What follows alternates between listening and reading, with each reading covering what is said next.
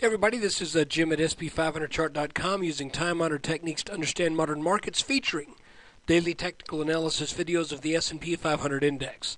Before we take a look at the chart, I just need to remind you that the website and the video are for educational purposes only. Nothing stated at the site or in the video is intended to be used as investment advice. I can draw lines on charts, but you have to draw your own conclusions and from your own research. And you need to make investment decisions that are suitable for your personal financial situation. I'm not a licensed financial professional. I'm just a guy who draws lines on charts. So if you're cool with that, let's take a look at the chart. Okay, we're gonna look at kind of this last channel that's been rising, and we have looked at it at times, and we've seen something of a rising wedge. I wish this chart would dadgum stay put. What happens is just off to the right of this page, never mind. That's why it jumps every now and then, is that there's stuff going on to the right of the page that causes the chart every now and then to resize.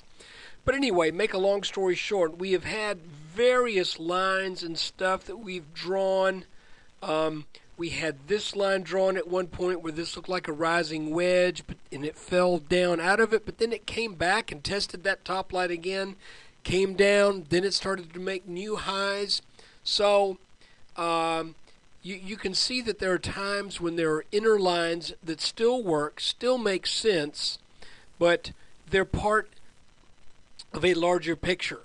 So it's like it's like looking at a seashell, and you're just looking at one little part of it, and you see these really neat patterns, and the patterns make sense, but then you have to take a look at the bigger picture.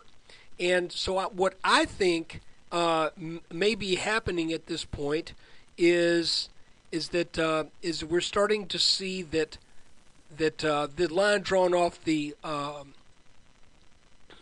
December lows around the 20th, and then the lows right at the end of January, that trend line looks to have provided at least some form of support on Friday when the market opened with a pretty solid downward move.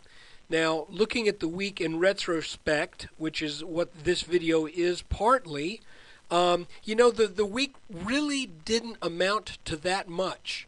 The idea was, going into the week of the 3rd, is that since we'd gotten over this blue line that is the long-term trend line over the 2007 highs and the 2011 highs, now that we're over that line, the notion was, going into the week, that move is validated, at least in my mind, and this really isn't textbook, by staying over that line.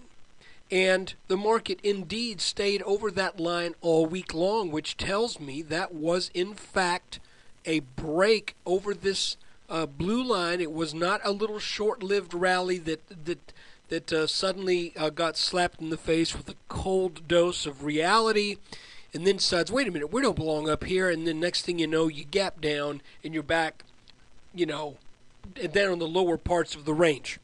Instead, we got up over that line, and the market has spoke all week long, saying we belong over this line. Now, also to remind you that we are looking at a pattern that also kind of validates the fact that we belong over that line, and that is this inverse head and shoulders pattern. Now, inverse head and shoulders patterns, there are three major components. There's a left shoulder, there's a head, and then there's a right shoulder, and we've got all of those components here. And to measure the expected target, I take you take the depth of the head, but I'm shaving off a little bit just to be safe. You take the depth of the head and you add that same distance onto the point where the breakout occurred, which was right on January 3rd, and that takes us up to that 1378, 1380, which means we are likely going to see a serious attack on the previous 1370 high. Matter of fact, we should exceed that. Now the question becomes, if we do exceed that level, how much higher? And the other thing that we could look at is, now we clearly see a head and shoulders top here, okay? But then we started to see this very steep and not too long, about a 2-month long pattern, inverted head and shoulders. You have to take a fresh look at charts, folks, and it's even a crazy possibility here that as this develops, that we run on up to that 1378, 1380, meet resistance there, and then come back down, possibly even lower than this blue line here. But if we stay above the line, you can see what I'm seeing. Here's a dip. Here's a bigger dip. If we get up here and then we dip down again and then rally back, suddenly this becomes a very large inverse head and shoulders. So it's very complicated what's going on right now. There are times when you can find head and shoulders patterns, inverted head and shoulders patterns, and they're all a part of something much larger. But going back to the weekly review part of this video, the review is that that we were looking for the possibility of staying above that blue line all week long, and indeed we did. Fairly flat trading, to be honest with you. Monday through Thursday, well, not Monday through Thursday, all week long, the markets traded in a range with a low of 1336 and a high of 1354. So here we are in roughly an 18-point range all week long. One headline that I read said, "Has volatility left the market?" Well, last week it sure did. The answer is no, it will come back. When will it come back? I don't know. We'll just have to see. The other thing I want to show you is looking at a 30-minute chart. If we take a very literal,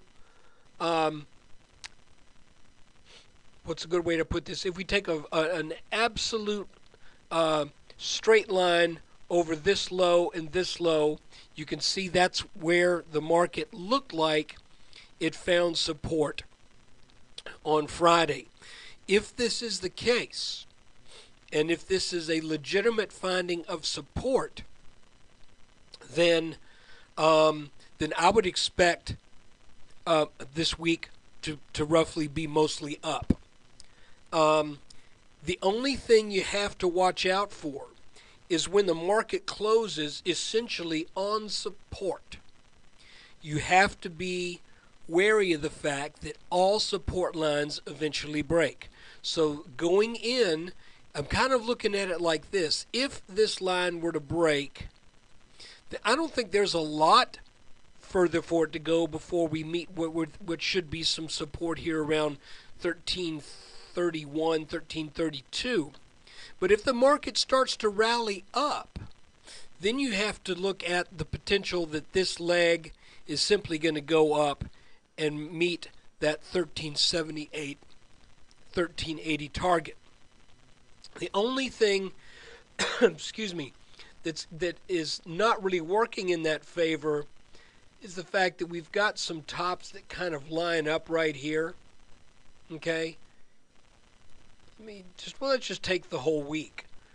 You got this thing going right here, which says now the market seems to be constrained at this level of rise.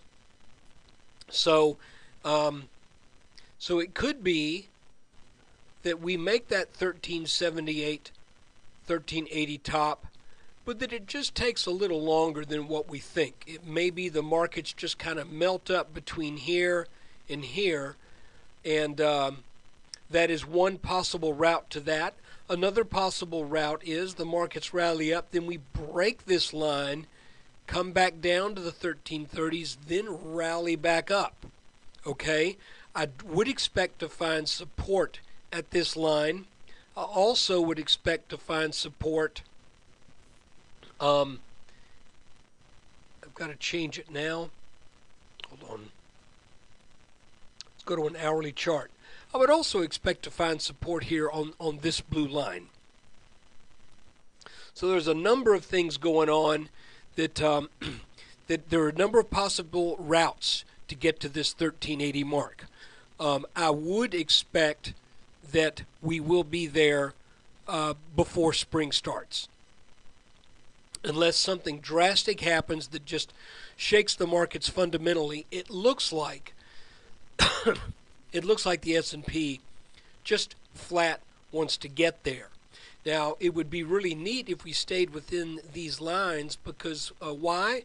Well, because then we could see that there is a rising wedge that essentially in itself sort of has a limit to it by its shape up around that 1380 region. So that would be a spot where we would sort of expect there to be some weakness for at least probably a 3, maybe 3.5% sell-off from that point to can't sell off too hard though, because I think this line right here will catch it, and I think this probably will too. So look, guys, that's kind of the analysis for the week of the week ending February 10th. I want to appreciate I don't want to appreciate, I do appreciate you guys' patience with me as I'm doing suddenly a lot of travel here in the month of February. I'm trying to keep this going on the road. The videos are not of the quality that I would really like in terms of clarity of audio and video. So please bear with me. This next week is going to be the same drill. The good news is that my travel plans take me out to the West Coast, and all of my business will be done fairly late at night. So that means I've got the afternoon to watch the markets, and I've got the afternoon to make the video. So I've got plenty of time to do it. It's just that I don't have the equipment to do the kind of job I would like. So please bear with us for this next week. And again, I really appreciate you taking time out of your day to watch this. And of course, thanks again to all of you who subscribe to the website. Look, guys, it's pretty cheap. If you're not a subscriber, it doesn't cost much at all. It costs $19.95 a month, or $189.95 per year. I'm going to keep that year thing going for just a bit longer. Then I'm going to shut that down, and we're just going to go to a monthly thing. I will allow those who've subscribed for a year to continue that. Okay, you can continue that subscription, but new subscriptions will be on a monthly basis only. So if you've been thinking about it, now's a good time to act. So look, take care. Hope the markets treat you well this next week.